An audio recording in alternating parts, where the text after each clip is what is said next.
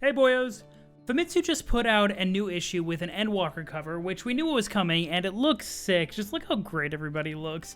But in this endwalker issue, there were a couple of interviews, including one by Hironobu Sakaguchi, who, if you don't know who that is the father of Final Fantasy, like OG Final Fantasy 1. He has actually been playing through Final Fantasy 14, and he has completed the MSQ. So he's waiting for Endwalker just like us, and apparently he loves the game. I've been keeping up with him in my free time and just seeing where he got to.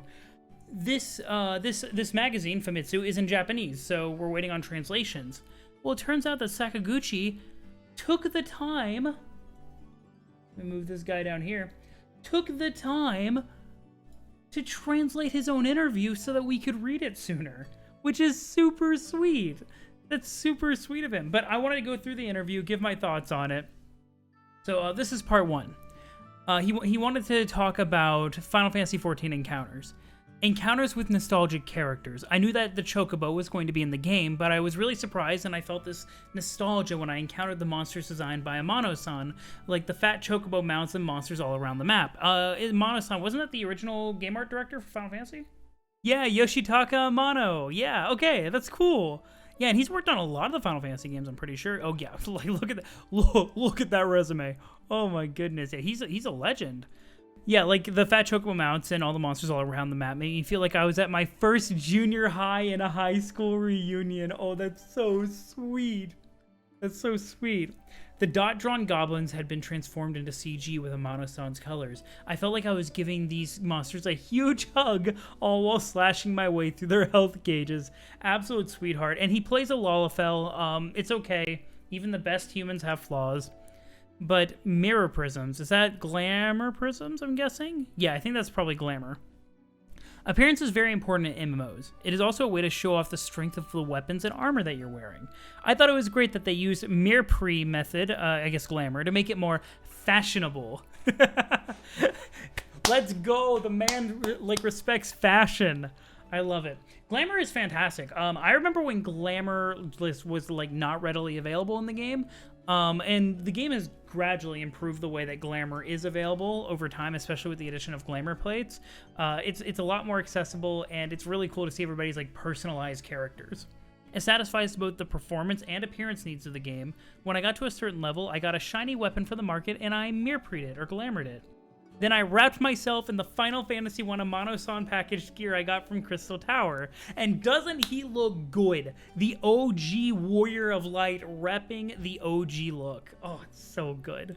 And then the face-off between Sakaguchi and the 5.3 boss also was a very hype moment to just read about. It feels very appropriate in a lot of ways. But I won't go into much more detail than that in case people haven't gotten there.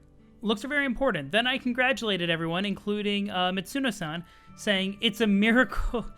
It's a miracle that you can get everything in 2 rounds. You got the entire Armor of Light set in 2 rounds, bro?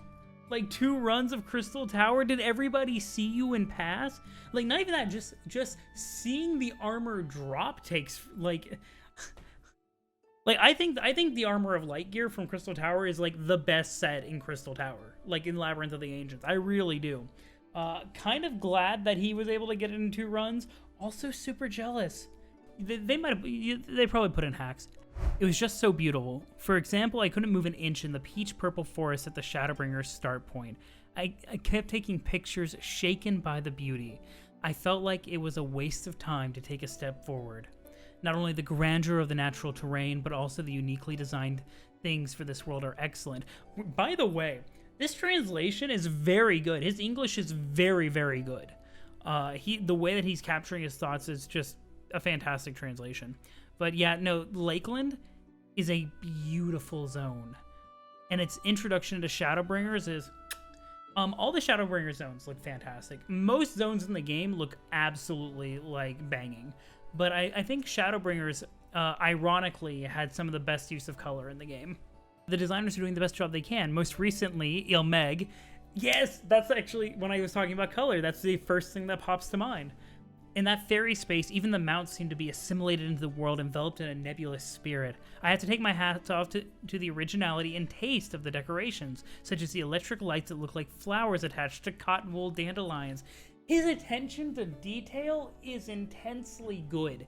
He found a Final Fantasy I Easter egg in Matoya's relict that I literally had never even known existed, and I don't know anybody else who knew that it did. His attention to detail is obscenely good. The graphical tricks of the dungeon were also amazing. The dungeons are not only full of CG backgrounds, but also full of gimmicks that give a sense of surprise and attraction. In one battlefield, I felt as if I was a battlefield photographer, as I love to take pictures of shells flying in the distance and parachutes falling. Oh, that's such a cool, immersive image. The system. It took about 8 years to create this game, not only because of the time it took, but also because of the sheer complexity and variety of the game. Yeah, like, this game has a lot. It's a theme park MMO, it has a lot going on, which showed the staff's obsession in a good way. The breadth and depth of the system is still not clear to me. Of course, it's only been a month or so since I started playing. Also, like, damn, bro. You gotta go through in a month? He blasted the MSQ, damn. Like, I didn't realize I'd been following it around, but I didn't realize it had only been a month. Sheesh.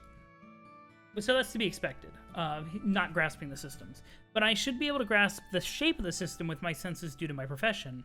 But it's still deep. It's so deep that I want to get into it. Let's go further and further. I'm sure that in another 30 years or so, this Final Fantasy world, 14 world will look like the Matrix. It will have sublimated into an absolute virtual space. Let's go! Final Fantasy 14 in VR. Don't be in the quicksand on RP servers, no. The thrill of flying. The best moment for me was when I soared into the sky with my chocobo. Of course, I was also impressed when I got my own chocobo or when I cleared a dungeon or raid for the first time. But among them, the first time I flew was badass. Yo, you can't even say, like, that's an interesting translation. He thought about what he wanted to say, and he said, I want this word to mean badass. He was so intentional about it. When you enter a new world, you have to complete the Wind Vane quest, albeit a bit tedious, true, before you can glide. So you'll experience the pleasure of flying over the land you've been running around on many times, a system that I personally like a lot. I think forcing us to go on the ground for the initial run of the zone is very good design. And every time I do, I'm amazed at the changes in scenery I see from high in the sky, and I'm moved by how much more beautiful and different it looks. Flying is wonderful. This is actually something I kind of experienced. I experienced this on two layers. One, the difference in scenery.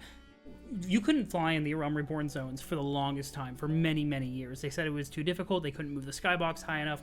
Now, if you go over, like, Western Thaladin, it gives a whole different perspective, like, looking down between Horizon and Vesper Bay. It's different, like, the world is literally shaped differently than I imagined beforehand.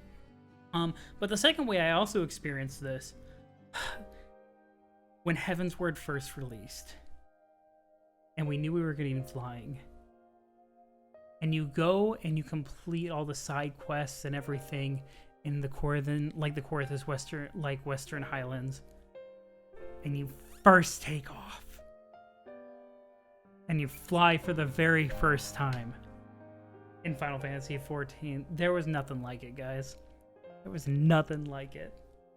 Now you get flying, and it's part of the game, yeah, but there was nothing like running around for 2 years on foot and then flying for the very first time and seeing how the world had gone from this tiny little, like, short and stout box to an expansive open experience. It was wonderful. But sentimentality aside, he did leave one more part in the article. Sorry, I'm getting a little sidetracked. The theme park, the Final Fantasy theme park. Recently, there have been a lot of theme park areas dedicated to video games, and I've been looking at them from the side and feeling a little jealous. Right around then, I entered the world of Final Fantasy XIV. It was nothing short of a Final Fantasy theme park.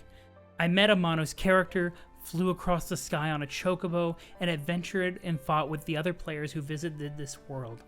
It's wonderful. This was a true game theme park, and Final Fantasy had already gotten the best of both worlds. I realized there was no need to be envious at all.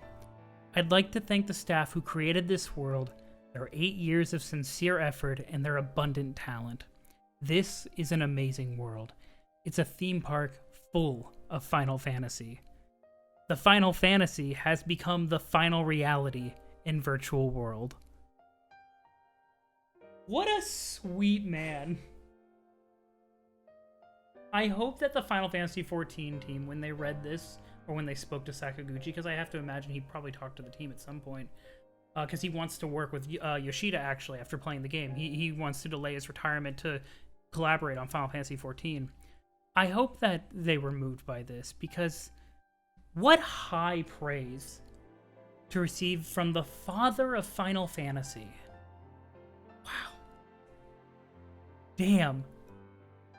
Oh, that's amazing. I'm glad that Sakaguchi is having as much fun as we are. And I'm glad that he's going to venture off into the end with us when Endwalker comes. Oh man, that was the article. I wanted to go through and read it with you guys and have a lot of fun. If you like the video, leave a like. Subscribe if you want more Final Fantasy shenanigans. You know, the YouTube shit. But I'll catch you guys at Endwalker. Bye, boyos.